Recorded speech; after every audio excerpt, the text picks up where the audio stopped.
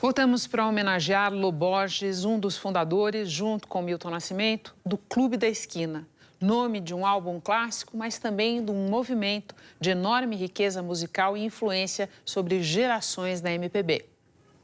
Salomão Borges Filho foi o nome no registro desse mineiro de BH. Quando criança, Lô Borges se mudou para o centro de Belo Horizonte durante uma obra na casa onde vivia. E essa mudança temporária transformou para sempre a vida de Lô e a música brasileira. Aqui, nas escadas do edifício Levi, descendo para ir à padaria, aconteceu o primeiro encontro com o vizinho, Milton Nascimento. Impressionado pelo som que ouvia, o menino Lô Borges até se esqueceu dos afazeres. Um dia minha mãe pediu para comprar pão e leite, como qualquer garoto de 10 anos de idade, dispensa o elevador e vai de bunda pela corrimão da escadaria. E aí eu fui escutando um som no violão, uma voz maravilhosa, um falsete lindo. Quando eu cheguei lá perto do 5º andar, me encontrei com aquela voz, com aquele violão, com aquele cara e ficamos amigos para a eternidade. Os Borges voltaram para o endereço antigo, no bairro de Santa Teresa.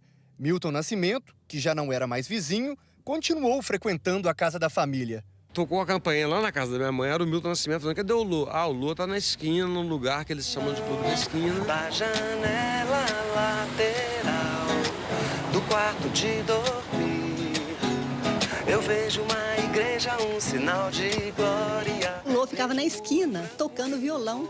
Ele, Beto Guedes, o Toninho Horta era um pouco mais velho, ensinava para eles algumas coisas de harmonia. E essa esquina é uma esquina simbólica, né? Ela é uma esquina que representa esse encontro dos amigos, esse encontro da música, essa música que de Minas ecoou para o mundo todo. Lô assinou com Milton o álbum Clube da Esquina, em 1972. A obra apareceu mais de uma vez entre as melhores do mundo. Porque se chamavam homens, também se chamavam sonhos, e sonhos não envelhecem. Agora à noite, a icônica esquina virou também ponto de homenagens. Centenas de fãs e admiradores trouxeram flores, cartazes e também instrumentos musicais. Juntos, formaram um grande coral.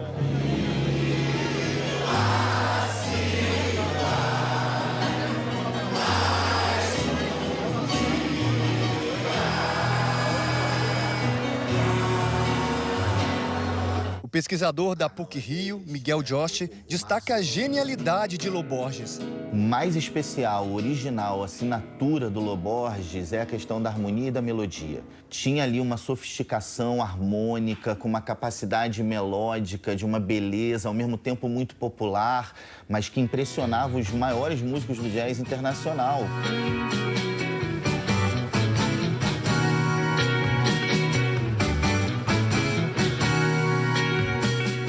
Lô Borges estava internado num hospital de Belo Horizonte desde 17 de outubro, por causa de uma intoxicação por medicamentos. Ele morreu na noite de domingo em decorrência de falência de múltiplos órgãos. Pega o trem azul, o sol na cabeça, o sol pega o trem azul, você na cabeça, o sol na cabeça. A morte de Lô Borges entristeceu os parceiros de vida e todo mundo onde esse trem azul chegou. O cantor e compositor Nando Reis relembrou a coautoria de uma música de muito sucesso na voz de Samuel Rosa.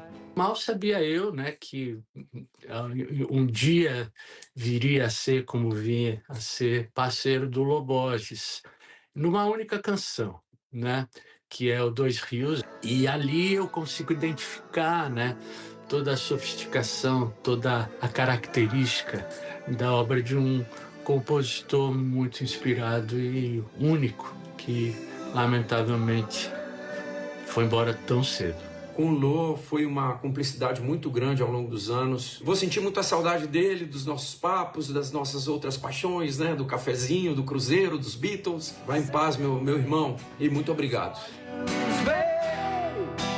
Os lábios sejam dois rios inteiros,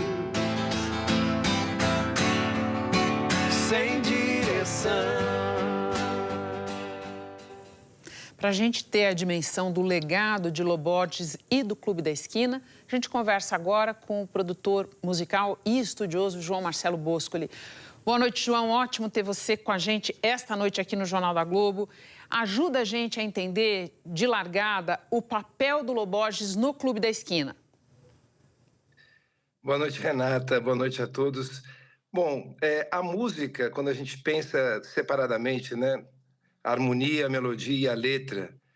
A música, a harmonia e a melodia do Clube da Esquina, essencialmente emanam do Milton e do Lô, né? A gente tem 3 grandes letristas ali, o Ronaldo Bastos, o Márcio Borges e o Fernando Brant, mas tem um jeito de criar melodias e de criar harmonias que são o resultado do encontro dessas 2 figuras que começaram no sofá ali, começaram em casa, inicialmente na escada. É interessante ver como o acaso trabalhou bastante, sabe, Renata? O Milton conheceu no prédio, ele conheceu o Lô, o Beto Guedes andando de patinete, o próprio Fernando Brant conheceu o Milton no ponto de ônibus. Então, assim, separando, dissecando o álbum, a música, a harmonia e melodia que emanam do Clube da Esquina, em grande parte vem desse talento que tinha, à época, 20 anos de idade, né? Então vamos para a parte 2. Agora eu te peço que ajude a gente a situar o Clube da Esquina na MPB e explicar a importância desse movimento. É uma síntese de tantas coisas, Renata, porque também quero lembrar que ele gravou o Clube da Esquina e gravou o primeiro álbum dele, o álbum que tinha o tênis na capa, ficou famoso, né? No mesmo ano, né?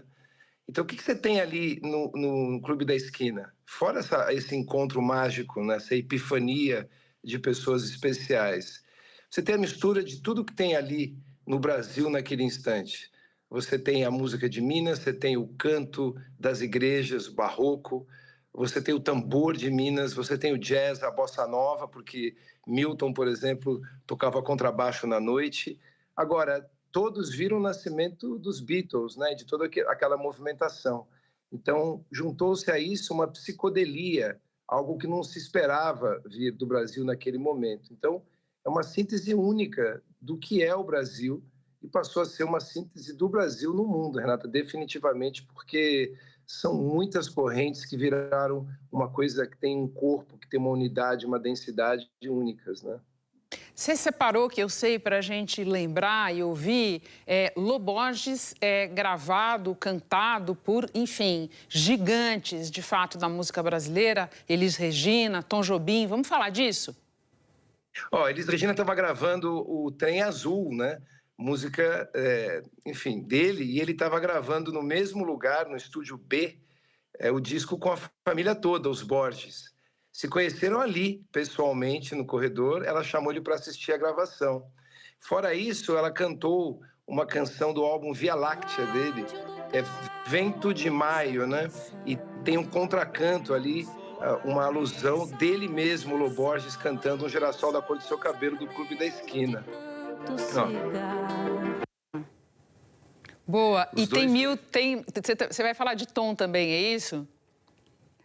Tom Jobim, né, o maior maestro, um dos maiores compositores do século XX, gravou 2 versões de Trem Azul, Renata. Gravou o Trem Azul em português e gravou o Blue Train, né?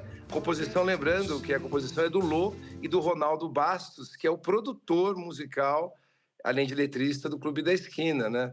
Se passou pela Elis Regina e pelo Tom Jobim, eu acho que é uma demonstração tão jovem, né, do seu talento eterno, né? Ele jamais será esquecido, Renata. Muito obrigada, João. Sempre muito bom ter você aqui com a gente. Bom descanso para você.